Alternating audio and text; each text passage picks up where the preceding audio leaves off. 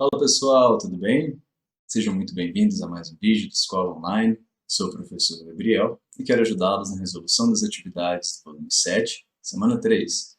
Tema da aula de hoje, agricultura e ocupação da terra. Antes de começarmos, como sempre, peço para você se inscrever nas nossas redes sociais, deixar um comentário, um biscoito, né? Passou esse tempo todo, vocês estão deixando biscoito, não faz mal continuar deixando, não faz? Vamos lá?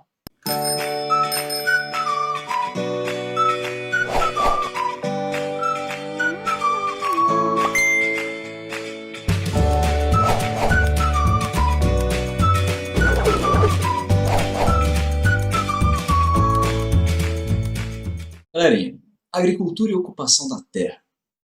Dá uma olhadinha lá no texto que vocês têm, que foi entregue pela Secretaria de Educação e tal, para vocês terem um panorama bem interessante a respeito da questão da agricultura, né? Não preciso nem falar que o fazer agrícola, né, o cultivo de alimentos, mudou pra caramba a vida do ser humano desde a pré-história, né? Se a gente for observar, os seres humanos migraram de uma vida nomádica, uma vida ali pulando de um galho para o outro, caçando, colhendo, para uma vida sedentária, graças à agricultura, né? Muito graças, então, a esse controle da natureza capaz de entender como é que seria a dinâmica das chuvas, como é que seria a dinâmica do crescimento das plantinhas, para poder conseguir meio que fazer um planejamento, sabe?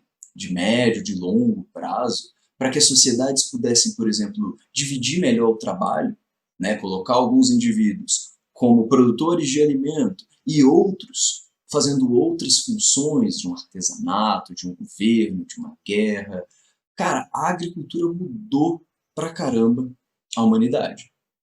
E claro, a agricultura em si, ela se desenvolveu de maneira diferente em locais diferentes, né? A agricultura lá na Mesopotâmia, comparado, por exemplo, à agricultura dos povos nativos do Brasil, né, você tem diferenças na parte da divisão de trabalhos, nos produtos produzidos, nas técnicas, nos conhecimentos, né? E na Europa, nesse mundo científico que se constituiu na modernidade, várias e várias técnicas foram, de alguma maneira, revolucionando o cultivo de alimentos, né? A mais marcante dessas modificações recentes se deu com tanto a introdução do maquinário na agricultura, quanto também a utilização de químicos, venenos contra insetos, contra fungos, contra outras doenças, de maneira a aumentar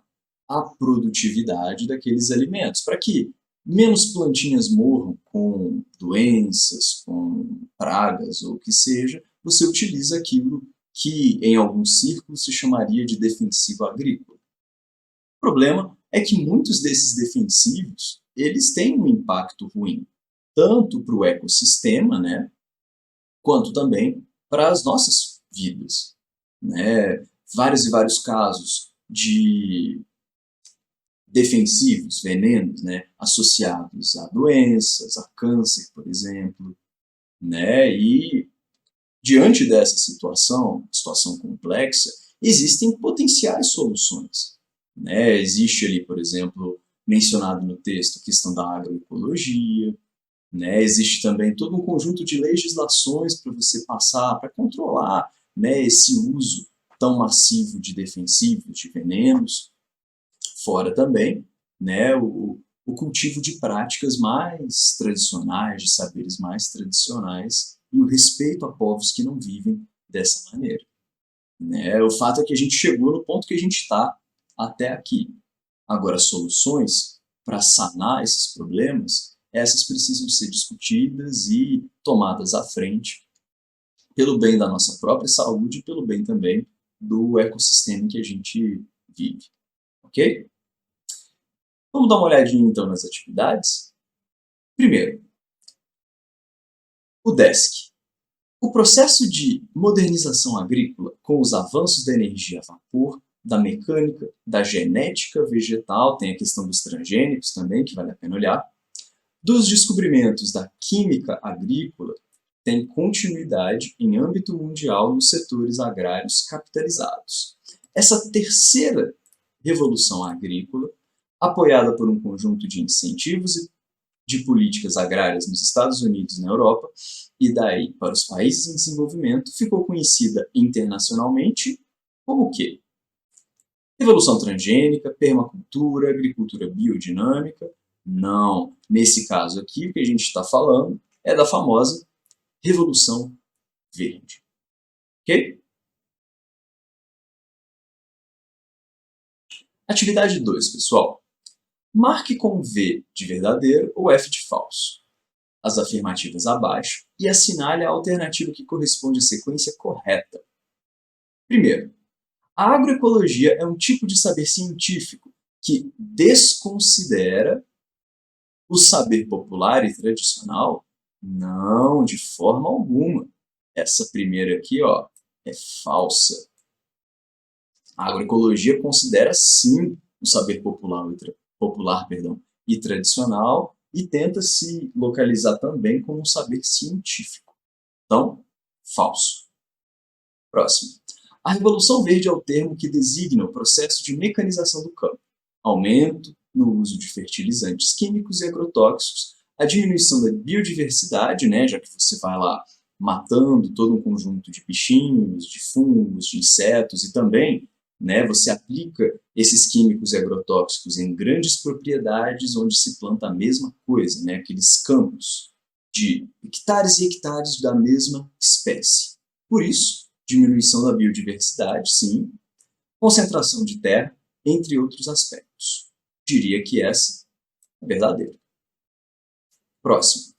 A agricultura desde a pré-história fez a diferença na forma de organização social, econômica e social das pessoas. E essa organização foi similar em todas as partes do mundo. É complicado falar, né, no significado da palavra similar. Bom, eu diria que essa estaria falsa. O próprio texto fala isso. Ok? Seguindo, o agrotóxico, usado em larga escala desde a Revolução Verde, não mata apenas os insetos que comem o plantio, mas também polui rios, nascentes e o ar. Correto? Aqueles problemas no ecossistema que a gente comentou. A concentração da terra é uma característica forte na formação histórica da sociedade brasileira e hoje é representada pelo latifúndio, fazendeiros e pelo agronegócio. Sim, né? Se a gente for olhar lá atrás, quando os portugueses aqui chegaram e começaram a colonizar, logo, 30 anos depois, você já tinha aquela divisão nas capitanias hereditárias. E os próprios capitães donatários poderiam ceder sesmarias, né? Pedaços de terra para os colonos, né? Isso aí tá, vamos dizer assim, no DNA da concentração de terras no Brasil, e isso continuou uma constante, esse fato, né, da concentração ao longo da história do Brasil. Então eu diria que essa está verdadeira. Resultado, ficamos com a letra C. FVFVV.